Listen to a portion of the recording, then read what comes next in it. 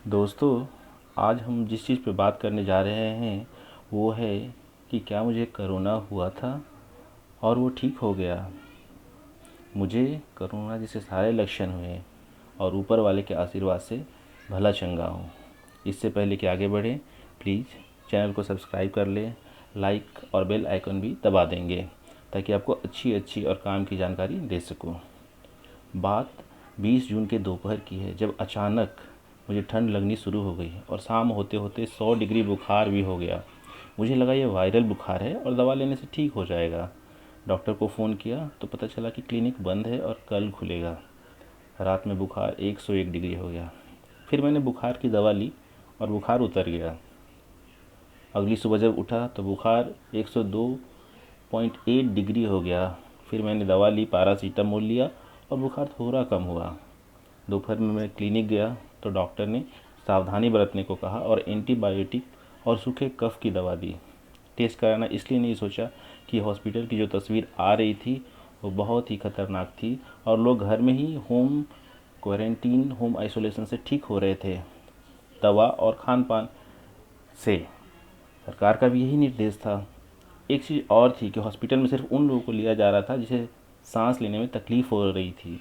ऊपर वाले की कृपा से मेरी सी कोई समस्या नहीं थी, इसलिए मुझे घर पर ही इलाज सही लगा। दवा खाने के बाद बुखार तो उतर गया, लेकिन एक मुसीबत और शुरू हो गई। मेरे सूंघने की शक्ति और जीभ का स्वाद ख़त्म हो गया। हर चीज़ जो मैं खा रहा था उसमें सिर्फ नमक का स्वाद आ रहा था। जो भी नमकीन चीज़ खा रहा था उसमें सिर्फ और सिर्फ नमक का ही स्वाद आ रहा था, वो भी ज़रूरत से ज़्यादा। नाक से भी गंध खत्म हो गई। साबुन से, डिओ से, अगरबत्ती से सब गंध गायब हो गए। कोई भी सुगंध का पता ही नहीं चल रहा था।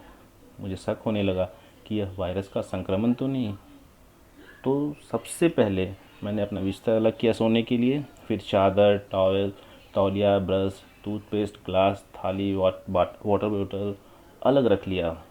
मैं समझ गया कि अगर मुझे कोई चीज़ बचा सकती है तो वो मेरी इम्यूनिटी है, यानी शरीर के अंदर रोग से लड़ने की शक्ति। हालांकि मैं मार्च से ही इम्यूनिटी के हिसाब से, इम्यूनिटी बनाने के हिसाब से खा पी रहा था। विटामिन सी के लिए मैंने झट से 1 लीटर वाले 6 ऑरेंज जूस पैकेट मंगा लिए। फिर हर दिन हल्दी दूध 1 गिलास सोने के पहले लेना शुरू किया। ग्लो के टैबलेट भी सुबह शाम लेनी शुरू कर दी।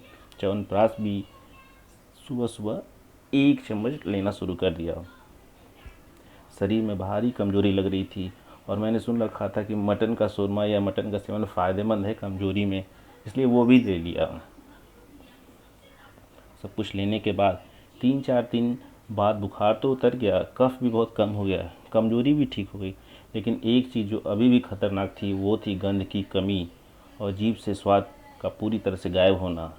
और इसी बीच मैंने कई राष्ट्रीय और अंतर्राष्ट्रीय ऑनलाइन मैगजीन और न्यूज़पेपर में पढ़ा कि ये लक्षण कोरोना के हैं। मेरी चिंता बढ़ती ही जा रही थी कि क्या करूं। घर से निकले 20-25 दिन हो गए थे। स्वस्थ तो थोड़ा थोड़ा महसूस कर रहा था, लेकिन ये लक्षण जो थे वो मेरी नींद हराम किए हुए थे।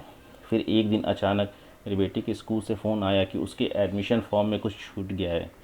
स्कूल कुछ 1 किलोमीटर की दूरी पर है, सो इसलिए मैंने मास्क लगाकर ही पैदल चला गया। अभी आधा किलोमीटर ही चला था कि मास्क की वजह से सांस भी फूलने लगा। मैंने देखा तो रास्ता खाली ही था, तो मैंने मास्क हटा लिया और फ्रेश ऑक्सीजन लिया और मुझे बहुत अच्छा लगा उस समय। 20-25 दिनों के बाद मैं घर से निकल रहा था और बहुत ही अजीब जैसा लग रहा था। शरीर थोड़ा हल्का और थोड़ी कमज़ोरी भी महसूस हो रही थी। धूप में पसीना भी भरपूर निकल गया। स्कूल में अंदर गया तो 2-4 लोग थे और सब ने मास्क लगाए थे। मैं वहाँ फॉर्म को सुधार कर वापस आ गया। फिर मैंने अपने हाथों पे गौर किया और वो धूप मिलने की वजह से थोड़ा चमक रहे थे। मैं वापस घर आया और जैसे ही मैं लिफ्ट से बाहर निकला वैसे ही मेरी नाक से कोई चीज़ टकराई। जी हाँ, वो सामने के घर से आ रही अगरबत्ती की खुशबू थी। मुझे उसकी खुशबू आज भी याद है, क्योंकि पूरे 8 दिन बाद मैं कुछ नाक से सूंघ पा रहा था। घर में जाकर मैंने साबुन से हाथ धोए, ये जानने के लिए कि क्या सचमुच में मेरी नाक में गंध आ गई, और मैं सही था। नाक की गंध सच में वापस आ गई थी। फिर मैंने कुछ खाकर टेस्ट किया तो पता चला कि मुझे नमकीन, मीठा, खट्टा सब का स्वाद पता चल रहा है। मुझे काफ़ी अच्छा महसूस हो रहा था ये सब परिवर्तन देखकर।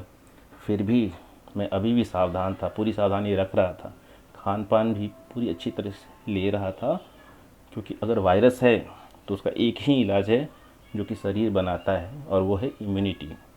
भरपूर पोषक भोजन, जूस, फल, आयुर्वेदिक दवा, मांसाहारी आहार लेने में कोई भी चूक आप भी ना करें जब तक वायरस का टीका यानी वैक्सीन ना बन जाए।